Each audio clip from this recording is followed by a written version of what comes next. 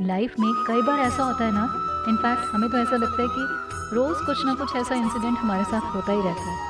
जब सामने वाले से हम कोई सवाल पूछें और वो जवाब भी दे, लेकिन उसका जवाब हमारे अकॉर्डिंग नहीं होता, तो ऐसे में हम अपना टेम्पर लूज़ कर देते हैं। पर ज़रूरत इस बात की होती है कि अपना टेम्पर लूज़ किए बिना हम उसके जवाब के पीछे का लॉजिक समझें।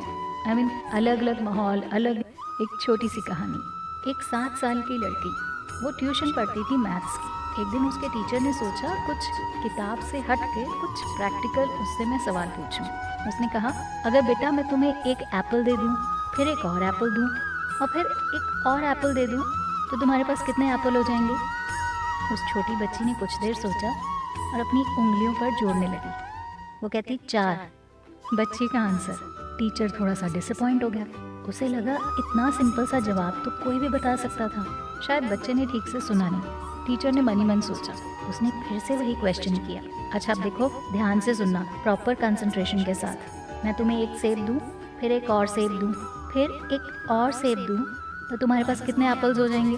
लड़की टीचर का चेहरा देखकर समझ चुकी थी कि वो थोड़ा सा गुस्सा हो गए हैं या फिर खुश नहीं है। वो दोबारा से अपनी उंगलियों पर जोड़ने लगी और सोचने लगी, ऐसा क्या आंसर बताऊं कि टीचर खुश हो जाए। अब उसके दिमाग में ये नहीं था कि आंसर सही हो, बल्कि ये था कि जैसे तैसे टीचर खुश हो जाए और गुस्से में आकर उस पर चिल्लाने न लगे।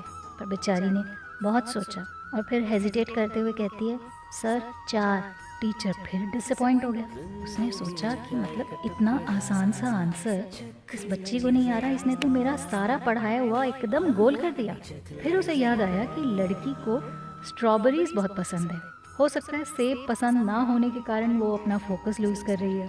इस बार उन्होंने बड़े प्यार से और एकदम जोश के साथ, एंथुजियाज्म के साथ पूछा, अच्छा बेटा सेब को रहने दे, अगर मैं तुम्हें एक स्ट्रॉबेरी दूं, फिर एक और स्ट्रॉबेरी दूं, फिर एक और स्ट्रॉबेरी दूं, तो अब ये बताओ तुम्हारे पास कितनी स्ट्रॉबेरीज हो जाएंगी? टीचर को खुश देखकर लड़की भी खुश हो गई और अपनी उंगलियों पर जोड़ने लगी। अब उस पर कोई प्रेशर नहीं था, बल्कि टीचर को ही टेंशन हो रही थी कि उसका नया तरीका काम कर जाए। आंसर देते हुए वो छोटी सी बच्ची बोलती है, सर 3 स्ट्रॉबेरीज। टीचर खुश हो गया, उसका तरीका काम कर गया था।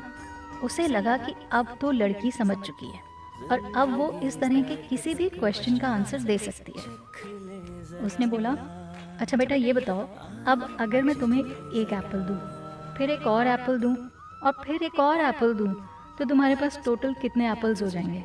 पिछला जवाब सही होने के कारण लड़की में कॉन्फिडेंस आ गया था और उसने बिना कोई टाइम गवाए आंसर दिया 4।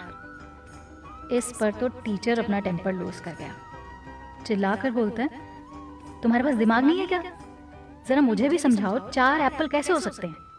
बच्ची बेचारी डर गई और एकदम हेजिटेट करते हुए, टूटते हुए शब्दों में बोलती है, सर क्योंकि मेरे बैग में पहले से एक सेब है ना, इसलिए सेब तो फिर 4 ही हुए ना, अगर आपने मुझे 3 दे दिए तो कुल मिलाकर अगली बार अगर कोई आपको अटपटा सा कुछ ऐसा जवाब दे जो कि आपके अकॉर्डिंग सही ना हो, तो एक बार रिएक्ट करने से पहले थोड़ा सा पॉज, थोड़ा सा सोचना बनता है कि कहीं ऐसा तो नहीं कि आप भी छुपे हुए सेब को देख नहीं पा रहे, जैसे कि वो टीचर नहीं देख पा रहा था।